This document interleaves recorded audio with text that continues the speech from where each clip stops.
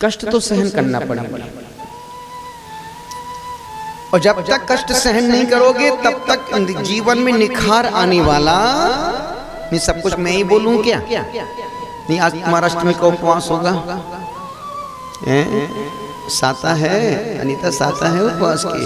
अम्मा डुक्को है, हाँ निवेदन कितना सा कर रहा हूं। कष्ट सहना बुरा नहीं, कष्ट सहन करो, पर रो रो के कष्ट सहन मत करो। दुख को सहन तो करना पड़ेगा, हंस के सहन करोगे तो भी वक्त गुजरेगा, रो रो के दिन गुजारोगे तो भी वक्त तो निकलेगा। जब वक्त को निकालना ही है, सहन करना ही है, तो क्यों दीवार से माथा मार मार के तुम दुखों को सहन कर रहे हो? नहीं। और आज की तारीख में दुख है कौन से?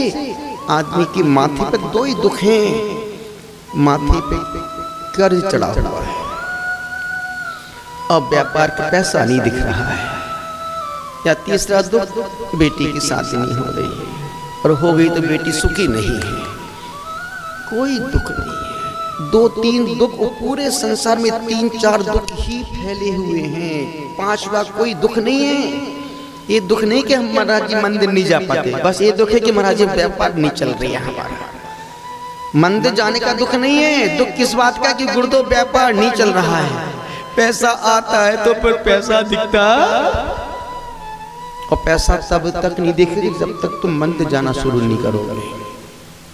जब तक मंदिर जाना शुरू नहीं करोगे तब तक पैसा दिखने वाला,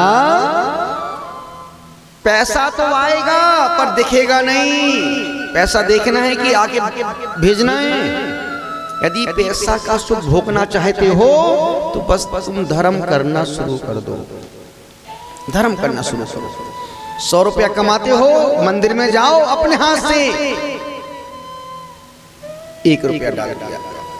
जितनी तुम्हारी अहमियत हो तो ध्यान रखना, ये मतलब पति तुम डाल दे, नहीं, खुद दान दोगे खुद का ही बैलेंस बढ़ेगा, पति देगा, पति का बढ़ेगा, तुम दोगे। जो तुमको खर्चा मिलता है उस खर्चे में से यदि तुमको 1000 मिलता है, 5000 मिलता है, 10,000, 15,000, जितना मिलता है आप उसमें से अपना 2%, 1%, 3%, 5% खुद जाओ मंदिर में गुल्लक में डाल के आ जाओ, तो आपने जो डाला है वो आपने सेव कर लिया।